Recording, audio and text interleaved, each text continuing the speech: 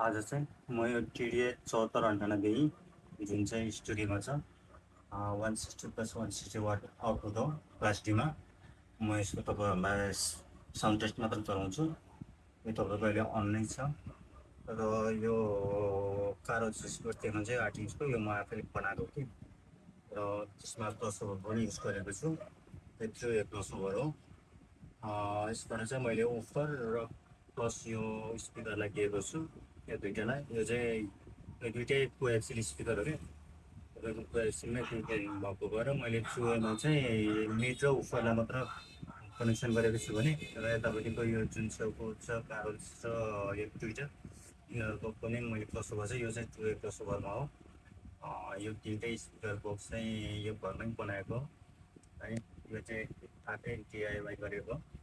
म तपाईँलाई जो 7498देखि चाहिँ साउन्ड सुनाउँदै रहेको छु। म एन्सियस म्युजिक नै प्ले गर्छु। साउन्ड टेस्ट मात्र हो है यो।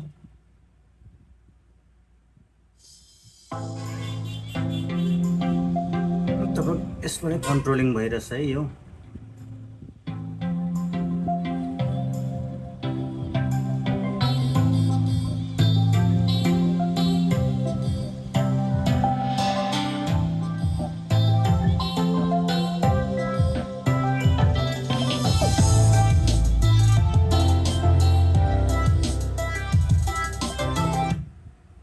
यसलाई चाहिँ इनपुटको लागि मैले यहाँ एउटा यो ब्लुटुथ डिभाइस चाहिँ युज गरेको छु छैन यसमा।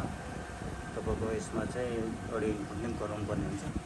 त्यही भएर यो पिटीबाट चाहिँ अडियो इनपुट दिएको छु।